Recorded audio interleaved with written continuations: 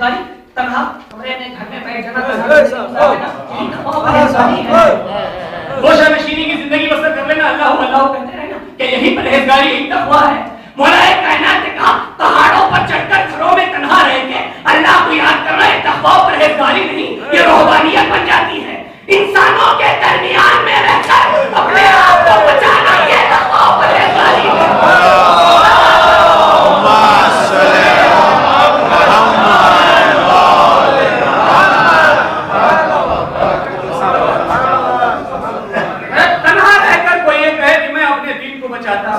میں بہت بڑا متقی پرہیزگار، یہ کوئی کمال کی بات نہیں ہے، یہ کوئی بہت بڑی شرافت کی بات نہیں ہے. ہر کوئی ایسا کرتا ہے اس لیے کہ سامنے برا نظر ہی نہیں آیا.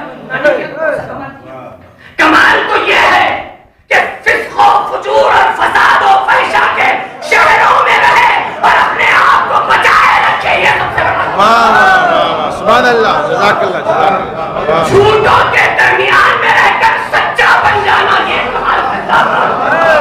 بے نمازیوں کے درمیان میں رہ کر نمازی کر جانا یہ سب سے بڑا کمال کرتا تھا. تنہا رہ کر اپنے آپ کو شریف بنانا یہ کوئی کمال نہیں ہے. مولا کائنات بتاتے ہیں متقی پرہیزگار اسے کہتے ہیں کہ انسانوں کے درمیان میں رہے، انسانوں کی مشکلات کو سمجھے اور اپنے مال سے لوگوں کی مشکلات کو برداشت کرنے کی کوشش کرے. یہ امام المتقین علی بن ابی طالب کوئی بات نہیں ہے. تو آپ دیکھیں کہ نہج البلاغہ میں کئی خطبے ہیں. خطبہ شاشقیہ تیسرا خطبہ، اس میں آپ مطالعہ کر کے دیکھیں. وہ میں سمجھتا ہوں تنہا خطبہ، اور بھی دو چار خطبے وہاں پر اشارہ کیا مولا کائنات نے، مگر یہ تنہا خطبہ ہے جس میں مولا کائنات نے کھل کر اپنے پہلے سے دور کے جو 25 سال کا دور تھا اس میں کھل کر مولا کائنات نے گفتگو کی.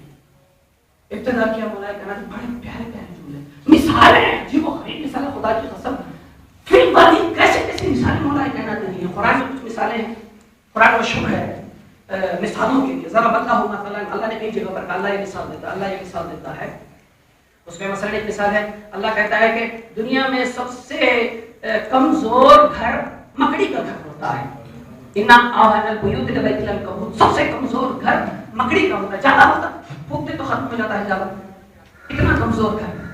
تو یہاں پر اللہ مثال دیتا ہے ان لوگوں کے لیے جو اللہ کو چھوڑ کر کسی اور کو اپنا ولی یا کسی اور کو اپنا بڑا بنا لیتے ہیں. تو بھائی ان لوگوں کی کمزوری ہوتی ہے. یہ ایسی مثالیں مولا کہہ رہے ہیں نہج البلاغہ میں اچھی و غریب مثالیں بیان کی ہیں.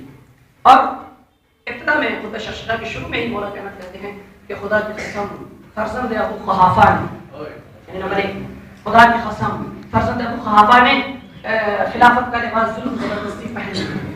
ایسا کہ اس کے بدن پر وہ خلافت کا لباس فٹ ہی نہیں آ رہا تھا، یعنی اس کے بدن پر وہ لباس خلافت فٹ نہیں آ رہا تھا، پھر بھی ظلم زبردستی اس نے پہن لیا.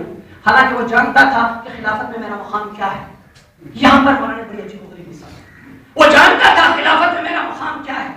جیسے چکی کے اندر درمیان کی کیلی کا مقام ہوتا ہے ویسے خلافت میں میرا مقام تھا.